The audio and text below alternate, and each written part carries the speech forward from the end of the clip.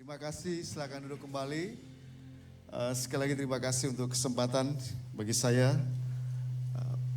Pastor Iwan, kemudian Pastor Kasten dan semua leaders yang memberikan kesempatan bagi saya untuk saya pelayanan hari ini. Sebelum saya share, ada beberapa informasi yang saya mau sampaikan berkaitan dengan kegiatan kita,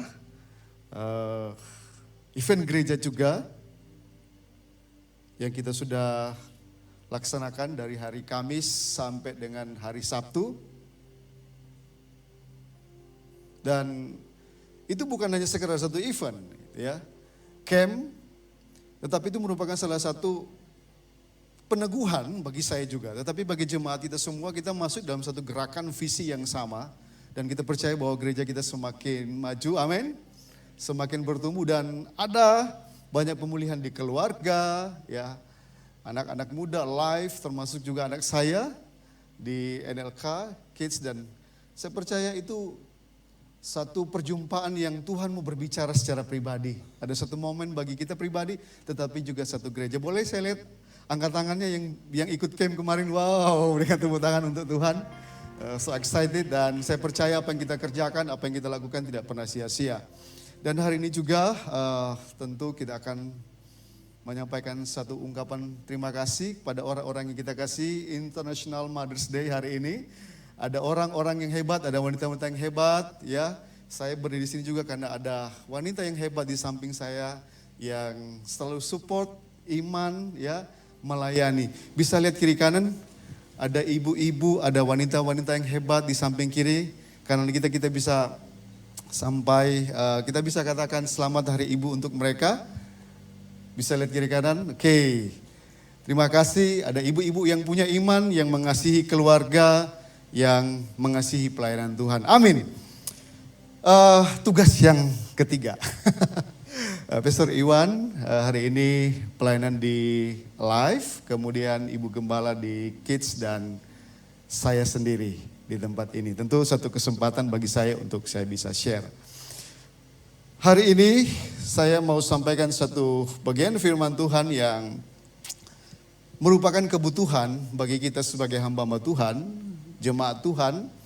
Kita mau berbicara tentang self control, ya. Penguasaan diri. Amin. Penguasaan diri merupakan salah satu hal yang sangat penting dalam kehidupan kita sebagai orang percaya, ya. Self control itu pribadi yang unggul.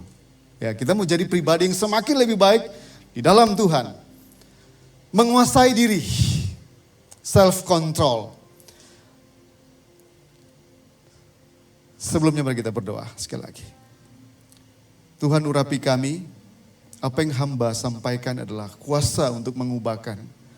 Apa yang hamba sampaikan adalah satu berita yang hidup. Injil itu yang mampu mengubahkan hati dan pikiran kami. Terlebih kami dapat melakukan hal-hal yang baik di hadapan Tuhan. Kami mampu menguasai diri semakin lebih baik untuk mengerti kehendak Tuhan.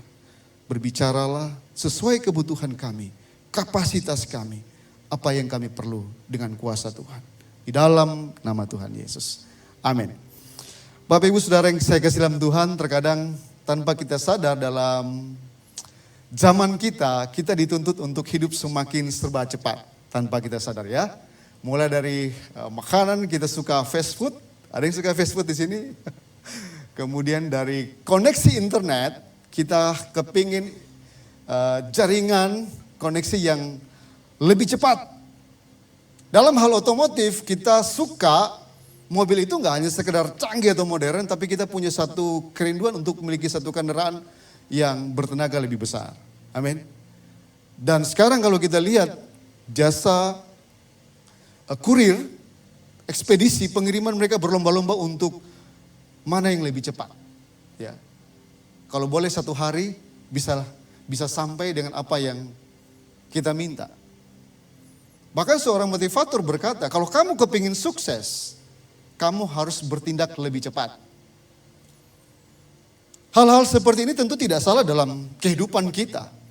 Tapi terkadang itu merupakan salah satu hal yang membuat kita nggak sabaran. Dalam mengerti rencana Tuhan, dalam doa, kita terkadang nggak sabaran untuk menantikan apa yang Tuhan mau berikan. Dalam perkara-perkara rohani, dalam kehidupan kita. Maka perlu kita untuk melihat sejauh mana kita bisa menguasai diri dalam kebutuhan jasmani atau juga dalam kebutuhan rohani kita. Dalam agama selalu mengajarkan siapa manusia itu dan bagaimana manusia itu bisa berhasil dalam hidupnya. Salah satu kitab suci, Rig Veda, tertulis seperti ini. Faktor utama di balik kesuksesan adalah pengendalian diri. Bahkan seorang filsuf dari Yunani, dari China maksudnya, Lao Tse berkata begini, dia yang mengontrol orang yang lain mungkin kuat, tetapi dia yang menguasai dirinya sendiri lebih kuat. Artinya begini, kita bisa menguasai kekuatan orang dan kita bisa terlihat sebagai seorang pemenang. Tapi lebih kuat lagi adalah ketika manusia itu mampu menguasai dirinya. Itu satu pandangan-pandangan dalam agama. Orang-orang hebat. Tapi kalau kita lihat tentang apa yang firman sampaikan bagi kita. Apa pentingnya menguasai diri. Maka di dalam Amsal 16 ayat yang ke-32. Disampaikan oleh seorang Raja Salomo. Raja yang penuh hikmat. Dan apa yang disampaikan oleh Salomo itu bukan hanya hikmat dunia. Bukan hanya hikmat manusia. Tapi hikmat Tuhan yang Tuhan berikan sebagai satu standar dalam kehidupan orang percaya. Etika Kristen. Amsal-amsal. Tertulis dalam Amsal 16 ayat 32. Orang yang sabar, apa? Orang yang sabar melebihi seorang pahlawan. Orang yang menguasai dirinya melebihi orang yang merebut kota. Terjemahan lain dari menguasai diri adalah the end of me.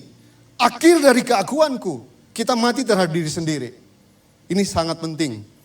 Seseorang kalau mau hebat, ada the end of me. Setuju? Ada akhir dalam kehidupan kita. Kita nggak mau tenggelam dengan apa yang dikuasai. Melebihi seorang pahlawan dan mampu menundukkan kota adalah satu keberhasilan yang sangat luar biasa. Tetapi di hadapan Tuhan, kemenangan yang sejati bukan hanya merebut kota atau lebih dari seorang pahlawan, tapi kita mampu menguasai diri kita. Orang yang sabar melebihi pahlawan karena mampu menata langkah hidupnya. Pahlawan sejati bukan hanya mampu mengalahkan lawannya di medan pertempuran, tapi dia mampu memposisikan dirinya di hadapan lawan. Bahkan lawan itu pun bisa menjadi kawan. Penguasaan diri merupakan satu nilai yang tertinggi. Kenapa? Karena dia mampu membaca setiap situasi dan dia mampu menempatkan diri. So ini satu hikmat yang luar biasa dalam kehidupan kita. Kata pengenalan diri dalam terjemahan asli itu adalah mausal di situ ya. Hanya imperatif, memerintah, berkuasa. Tapi kekuatan dari pengendalian diri ini adalah egateia dalam terjemahan asli, dalam terjemahan Yunani.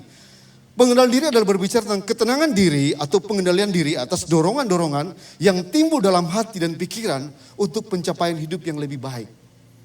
Makanya kalau kita berbicara penguasaan diri adalah satu pribadi yang unggul. Kita menang atas hidup kita. Bukan hanya mampu mengalahkan lawan, tapi kita mampu mengendalikan dan menang atas diri kita. Salah satu keunikan dalam pendidikan Kristen masa kini adalah karakter building. Kita berusaha untuk membangun satu pendidikan karakter. Yang memang diajarkan di situ adalah bagaimana orang-orang yang kita pimpin, orang-orang yang kita bimbing, mereka punya pemikiran kritikal and creative thinking. Berpikir kritis dan bagaimana mereka harus kreatif dalam berpikir. Ada adaptasi, kemampuan untuk beradaptasi di semua tantangan, di semua masalah itu diajarkan di dalam karakter building, pendidikan karakter. Ajaran Kristen masa kini. Ada growth mindset yang diajarkan. Pikiran yang terbuka dan pikiran yang terpola. Apa yang kita perlu lakukan di situ. Tapi bukan hanya 3 poin ini. Yang terakhir ini sangat penting. Yang diajarkan juga adalah self control. Ilmu psikologi berkata seperti ini. Menguasai diri adalah indikasi utama sehat tidaknya kehidupan psikologi seseorang. Bahkan seorang penulis yang namanya Cornelius Plantinga dalam bukunya The Tragedy of Addiction. Dia berkata begini, semua kecanduan dimulai ketika kita menggunakan sesuatu. Wow. Sekali lagi ya, semua kecanduan dimulai ketika kita menggunakan sesuatu, apapun itu. Bisa dalam perilaku kita, dalam hal makanan, dalam hal perkataan. Terkadang kita nggak bisa kontrol di situ. Kecanduan itu terkadang bukan hanya faktor lingkungan, tapi juga kita bisa melihat tentang natur manusia berdosa. Kecanduan dimulai ketika kita menggunakan sesuatu. Ada dua istilah yang saya pakai ya akan saya terjemahkan ke kita. Yang namanya adalah pertama adalah sarkikos. Sarkikos ini daging, bisa pegang tubuh kita. Hello. Ini bukan plastik. Ini bukan kayu, bukan besi, tapi daging. Setiap manusia, siapapun dia, manusia yang hebat, pasti punya daging. Sark. Terkadang, addiction itu, obsesi, kecanduan, sampai dengan possession kita diperbudak. Karena kita masih ada daging. Tenggelam dengan kedagingan kita. Seperti suatu lautan yang sangat dalam, dan kita bisa lakukan apa saja. Kita bisa diving sedalam-dalamnya. Tapi jangan lupa, di dalam daging ini kita lost. Manusia bisa lakukan apa aja. Itu sark. Tapi kalau sarkikos, hidup yang dipimpin oleh kedagingan itu. Kelemahan kedagingan adalah setiap manusia yang masih punya daging, dia bisa lakukan apa aja, tetapi terbatas. Makanya namanya adalah daging. Dan kita mau lakukan apa saja, kita mau sedalam-dalamnya mengikuti kedagingan kita, padahal itu adalah hal yang menyebabkan kita gagal. Kita nggak bisa kontrol. Maka kalau tadi sarkikos, bagi kita orang percaya sekarang adalah pneumatikos. Pneumatikos itu adalah orang yang dipimpin oleh roh, sangat berbeda. Hidup dari sarkikos, dia beralih kepada pneumatikos. Makanya kalau kita bicara tentang penguasaan diri itu bukan hanya sistem moral atau perilaku seseorang. Itu juga merupakan buah roh yang ada dalam diri kita. Galatia 5 ayat 22 sampai 23. Bukan hanya sekedar satu kemampuan manusia yang bisa beretika. Tapi satu sehatnya rohani seseorang ketika dia mampu apa? Menguasai dirinya. Kita terkadang bergumul dengan apa yang ada dalam diri kita. Kita kepingin itu hal yang baik. Tapi kalau namanya sarkikos itu lebih kuat daripada pneumatikos. Orang yang dipimpin oleh kedagingan itu lebih kuat dari pekerjaan-pekerjaan Tuhan. Pneumatikos yang memimpin kita, maka kita tenggelam. Kita bisa lakukan apa aja dalam diri kita. Dan kita nggak bisa kontrol sesuatu yang kita bisa lakukan. Yang menyebabkan kita bisa jatuh. Kejatuhan itu bukan dari luar. Tapi kejatuhan itu mulai dari dalam. Ketika kita dipimpin oleh kedagingan. Maka butuh penguasaan diri di situ. Sama seperti lagu tadi yang kita sudah nyanyikan gitu ya. Dua, Encel. Ku bawa hatiku, penyembahanku, ku semakin berkurang, Yesus makin bertambah. Mengikut Yesus, itulah kesukaan hatiku. Ku lepas semua hakku untuk mengenal kehendak hidupku. Ada sesuatu hal yang kita mau kepingin untuk melihat tentang kehendak Tuhan dalam kehidupan kita. Caranya adalah Yesus semakin tinggi dan kita semakin rendah. Kita nggak bisa lihat perkara-perkara rohani yang Tuhan melakukan dalam kehidupan kita kalau kita masih hidup dalam kedagingan. Ada hal-hal yang lebih baik yang Tuhan melakukan dalam kehidupan kita ketika kita dipimpin oleh Tuhan. Kita mulai semakin lebih berkurang menguasai diri, tapi Yesus itu semakin bertambah. Nah, apa yang kita perlu pelajari lebih dalam berkaitan dengan self-control? Bagian yang pertama, self-control, penguasaan diri, itu berbicara tentang bagaimana merencanakan hal yang baik untuk kita kerjakan. Planning, ya. Kita perlu menguasai. Karena terlalu banyak informasi-informasi yang kita dapat. Yang terkadang kita nggak bisa melihat apa yang menjadi fokus, apa yang Tuhan mau kerjakan dalam kehidupan kita. Amsal 16 ayat 32, melebihi seorang pahlawan, melebihi orang yang merebut kota. Perencanaan itu bukan segera satu banyaknya kegiatan, gitu ya. Tetapi itu berbicara tentang mengatur apa yang menjadi prioritas. Apa yang menjadi fokus, apa yang menjadi kualitas bagi kita untuk kita bisa kerjakan.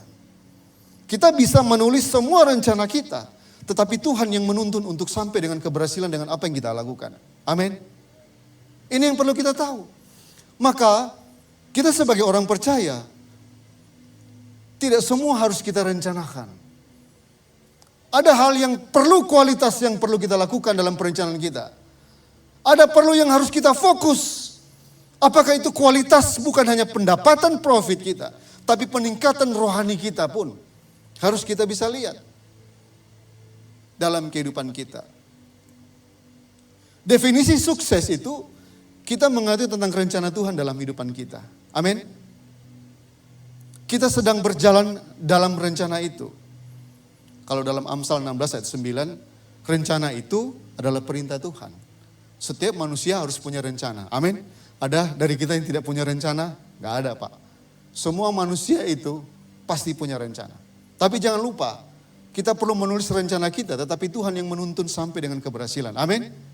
Ini yang perlu kita lihat. Apa aplikasinya? Ada 4 prinsip perencanaan yang baik. Yang pertama adalah purpose. Kita bicara tentang tujuan. Ya.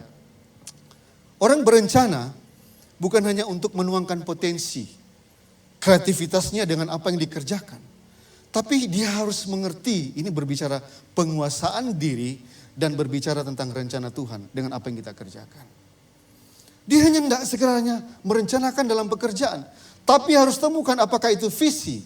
Sederhananya adalah apakah itu panggilan Tuhan untuk saya kerjakan. Ini sangat penting. Makanya saya katakan tadi, nggak semua harus kita kerjakan dong. Kalau kita nggak punya satu filter untuk apa yang kita kerjakan, kita kehilangan momen. Apa yang perlu kita lakukan dalam kehidupan kita. Tapi dalam perencanaan itu apa yang perlu kita batasi adalah pertama harus kita lihat tentang panggilan Tuhan itu dalam kehidupan kita. Ketika kita mengerti tentang apa yang panggilan Tuhan dalam kehidupan kita, maka kita berbicara tentang passion. Passion itu satu respon. Tapi juga passion itu merupakan satu gairah dalam kehidupan kita. Yang selalu membakar semangat untuk kita masuk di dalam tujuan Tuhan, dalam perencanaan. Jadi, kita perlu menguasai itu. Ada banyak orang muda, mereka nggak ngerti tentang apa yang mereka kerjakan dalam kehidupan kita. Kenapa? Karena bukan secara rencana. Tapi coba kita lihat apa yang kita kerjakan selama ini. Kita bisa renungkan. Apakah itu satu panggilan Tuhan? Jatuh bangun dalam dunia usaha. Jatuh bangun di dalam dunia karir. Saya ngajar di UK Petra, dosen etika profesi. Itu sampai setiap tahun itu. Tapi yang saya cuma lihat adalah kamu itu bukan orang gagal. Kamu itu cuma sedikit saja yang kamu terbuka dengan apa yang Tuhan mau lakukan dalam hidupmu. Dalam profesimu. Lakukan semua. Kalau mau ibaratnya adalah apa yang kita lakukan itu adalah apakah sesuai dengan kehendak Tuhan. Ada Tuhan di situ. Mengundang Tuhan dalam setiap apa yang kita lakukan. Itu perencanaan yang baik. Perencanaan yang baik juga berbicara tentang persistence. Ketekunan. Ada jatuh bangun dalam kehidupan kita. Tapi ketekunan itu berbicara konsisten. Kita hidup dalam prinsip-prinsip firman Tuhan.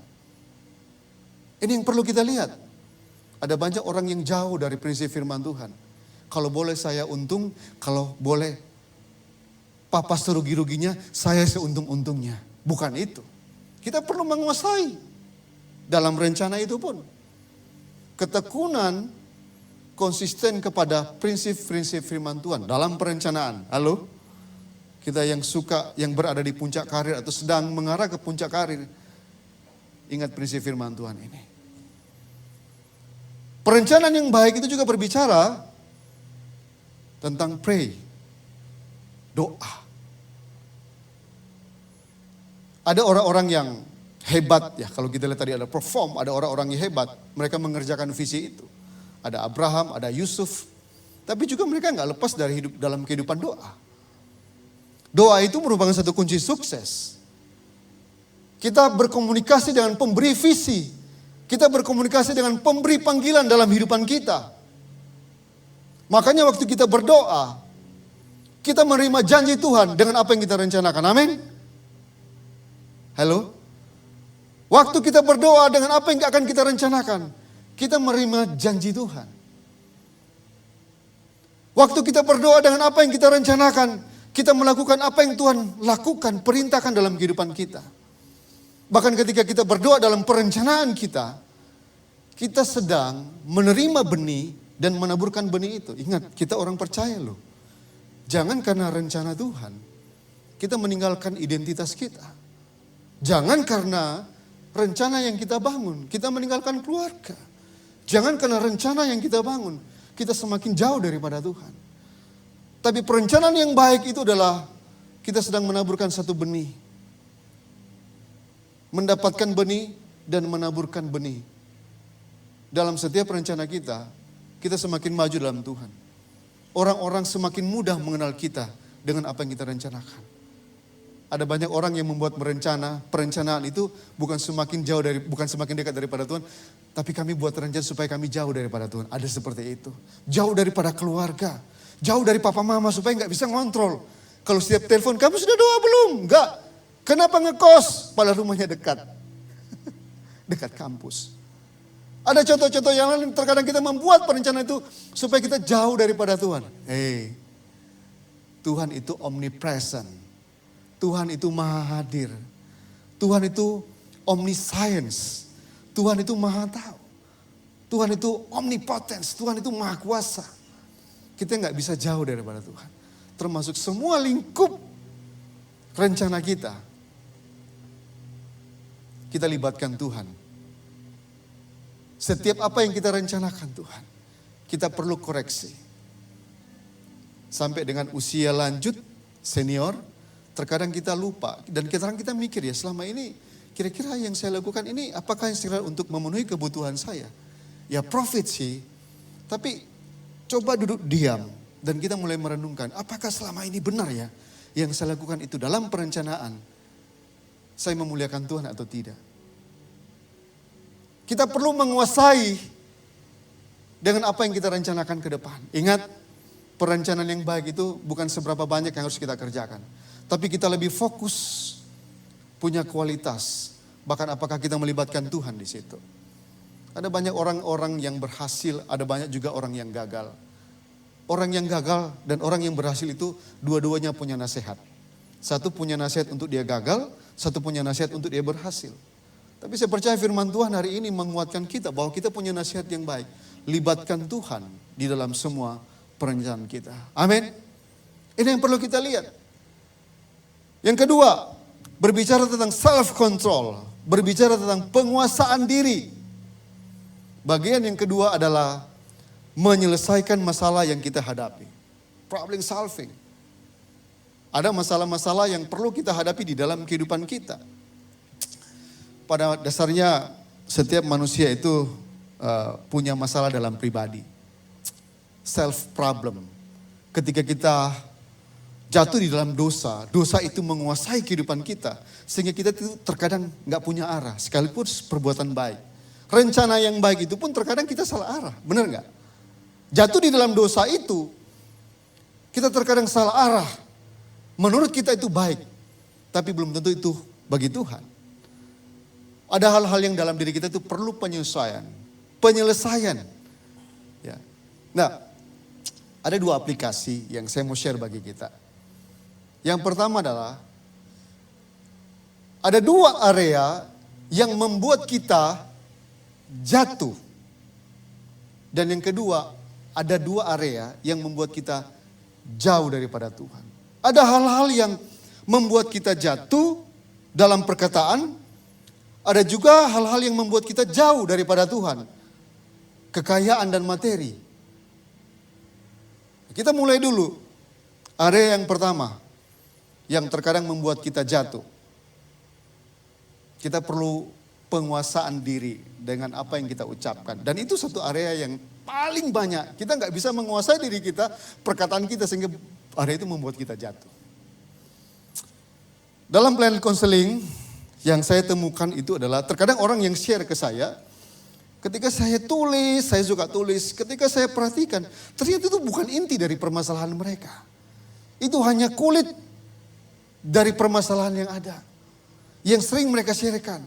Masalah relationship, saya nggak suka dengan seseorang, saya nggak suka dengan papa saya nggak suka dengan orang lain, termasuk saya juga nggak suka dengan diri saya. Dibilang begitu.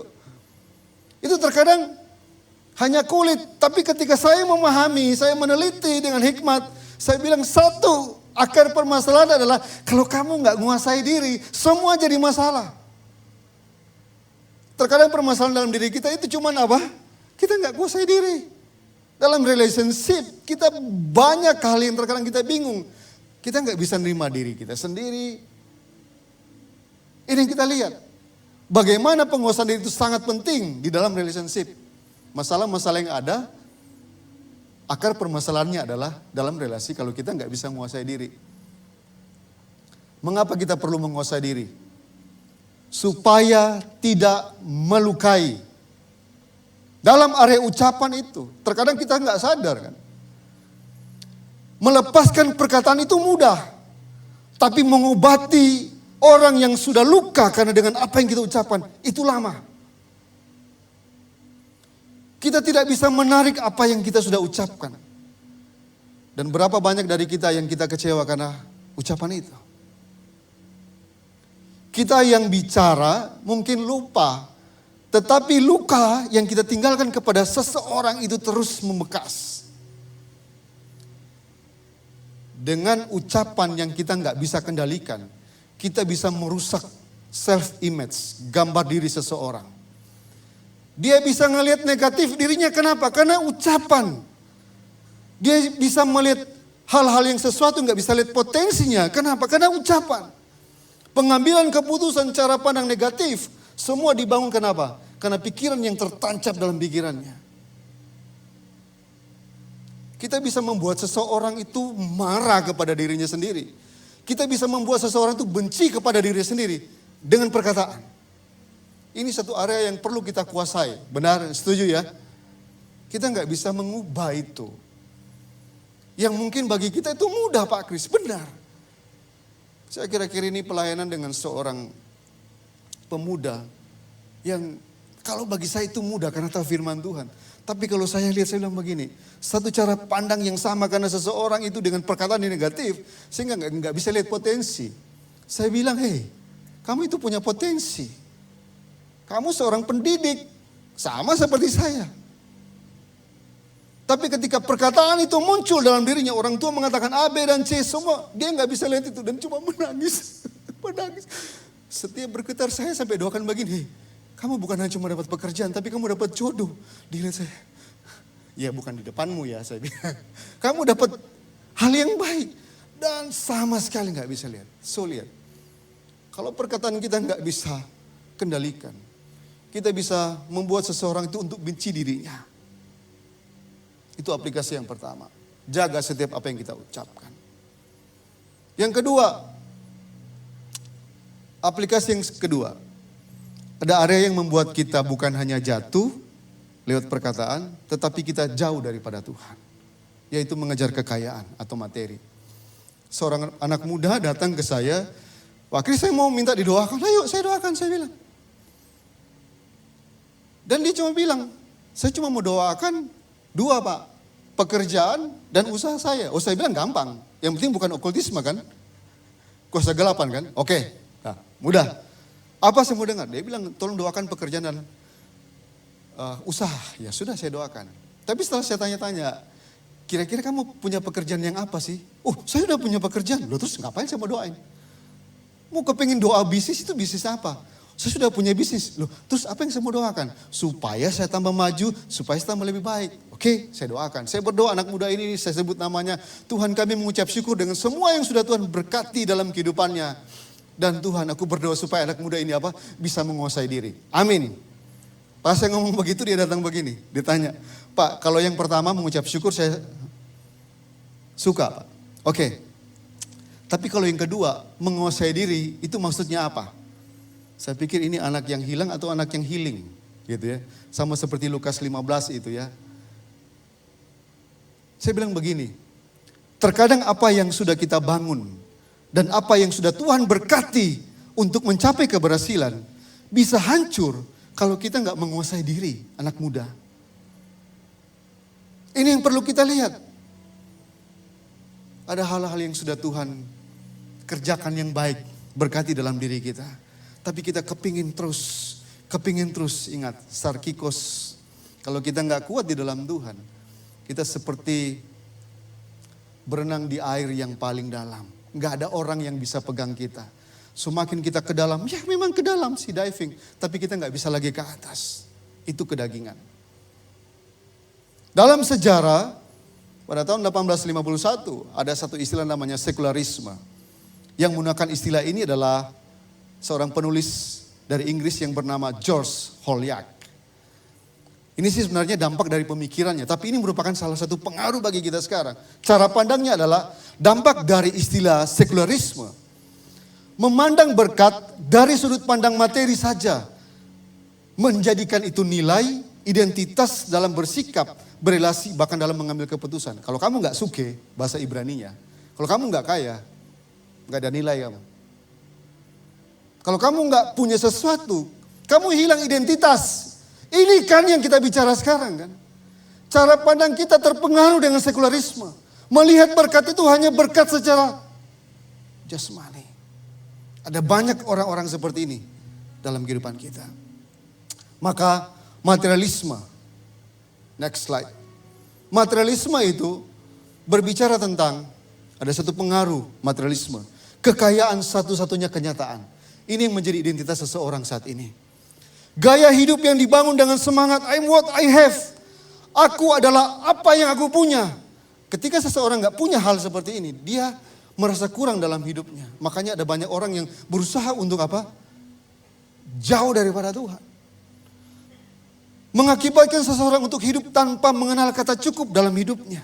Ketika terjebak dengan materialisme, cara pandang kita berubah. Bukan lagi berkat-berkat supaya kita lebih maju dalam Tuhan.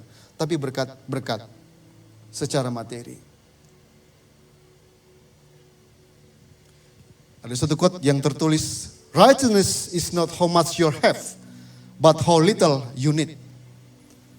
Ini dari Warren Buffett harusnya. Salah satu orang yang terkaya di dunia.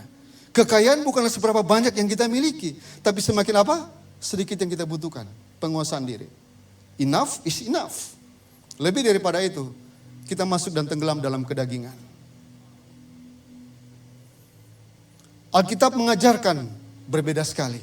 Kalau ada banyak orang yang kepingin saya, tapi Alkitab mengajarkan lebih baik memberi daripada apa? Menerima. Kisah Para Rasul 20:35. Dalam segala sesuatu telah kuberikan contoh kepada kamu bahwa dengan bekerja dengan demikian harus membantu apa? Orang-orang yang lemah.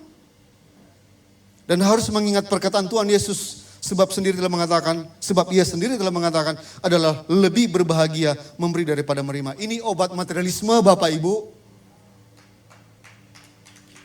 Kalau kita kepingin menikmati berkat yang sudah Tuhan lakukan, cukup. Jangan terjebak dengan, ini ada orang-orang teologi yang dengar ini. Sekularisme, materialisme. Cara pandang kita nggak bisa bertumbuh dalam Tuhan. Kalau mau pelayanan terjebak dengan pikiran ini, jauh daripada hari Tuhan. Kita hanya berbicara tentang positional, kita bicara tentang fungsi, tapi hilang karakter. Cara pandang kita harus ngerubah. Pertanyaannya adalah, questions, can we be rich and godly at the same time? Bisakah saya menjadi orang yang kaya, sekaligus menjadi orang yang rohani di waktu yang sama? Jawabannya adalah, bisa. Tapi apa? Yang pertama, kita nggak boleh terobsesi untuk menjadi kaya atau semakin kaya. Ya, ada 1 Timotius 6 ayat 10. Uang itu tidaklah jahat, tetapi cinta akan uang yang merupakan akar apa dari segala kejahatan. Bisa nggak kita jadi orang yang kaya tapi orang yang rohani? Bisa. Kita tidak boleh menimbun harta duniawi. Itu Matius 6 ayat 19 sampai 20. Ya. Matius 6 ayat 19 sampai 21. Janganlah kamu mengumpulkan harta di bumi ngengat dan karat merusakkannya, dan pencuri membongkarnya. serta mencurinya. Tetapi kumpulkanlah bagimu harta di surga, ngengat dan kara tidak merusakkannya, dan pencuri tidak membongkarnya serta mencurinya. Karena di mana hartamu berada, di situ juga apa? Hatimu berada. Saya pernah mau kehilangan dompet. Saya pikir cuma jemaat kan. Saya juga bingung kan waktu itu. Ini kalau dompet saya nggak dapat, saya bilang saya bisa lahir baru di situ. KTP, ATM semua di situ kan. Terkadang, ya itulah ya. Di mana hartamu berada, di situ apa? Hatimu berada.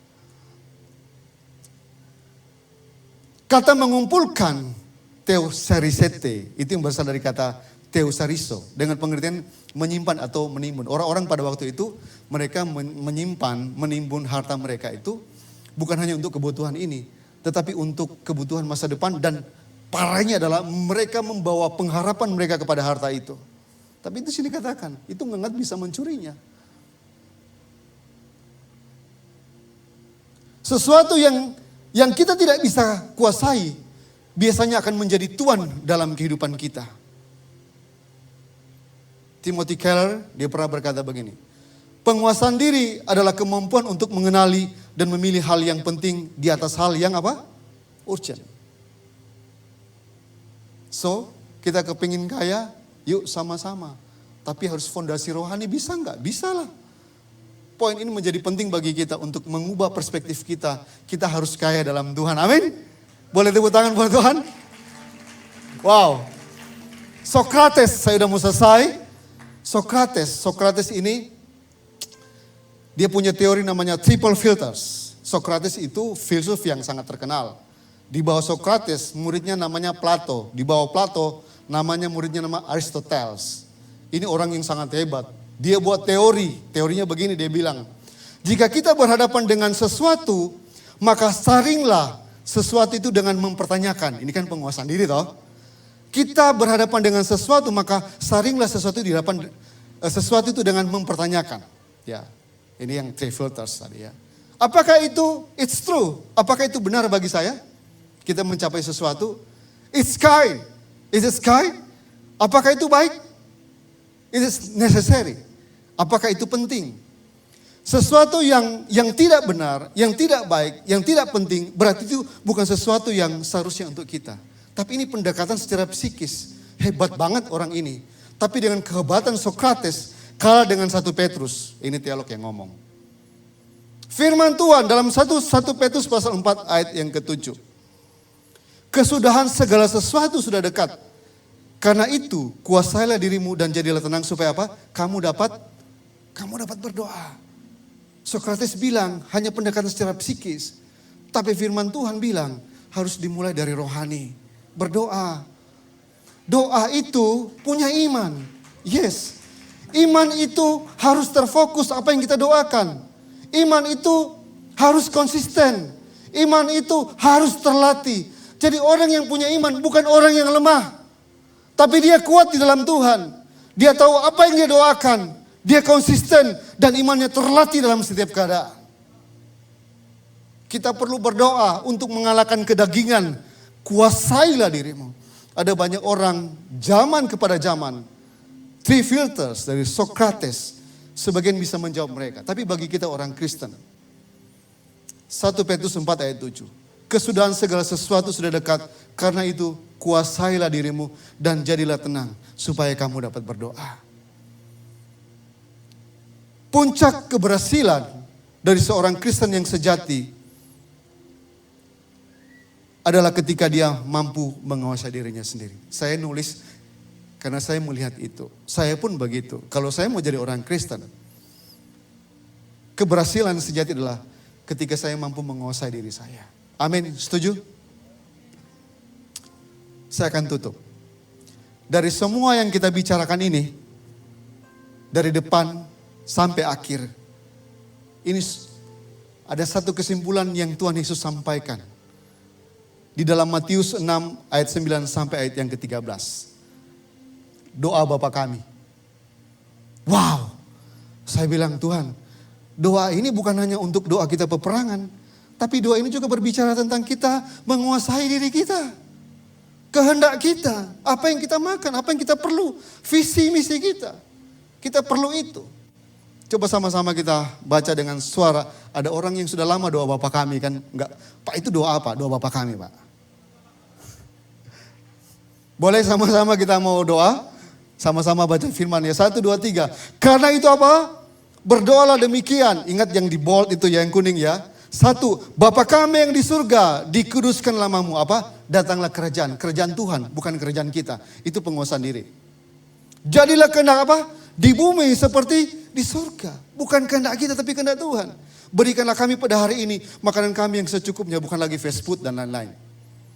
Secukupnya. Dan ampunilah kami akan kesalahan kami. Seperti kami juga apa? Mengampuni orang yang bersalah kepada kami. Penguasaan diri. Saya bisa balas. Tapi ingat penguasaan diri.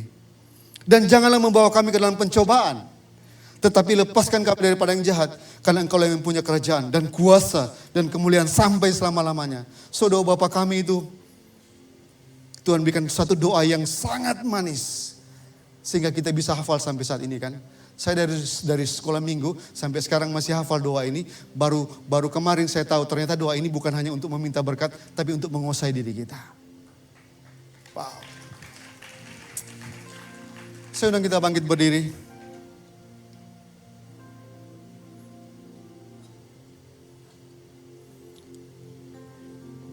Self-control.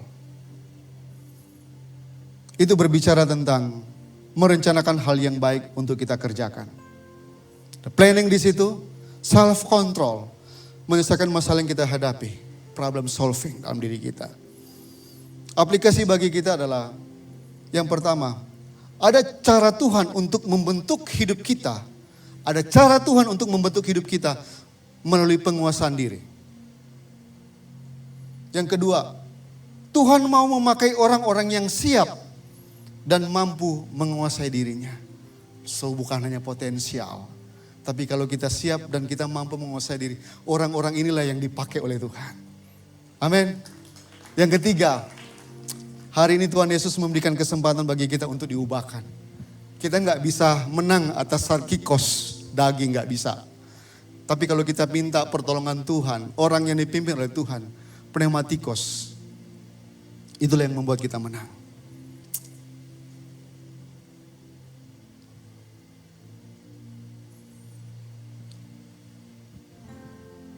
Terima kasih.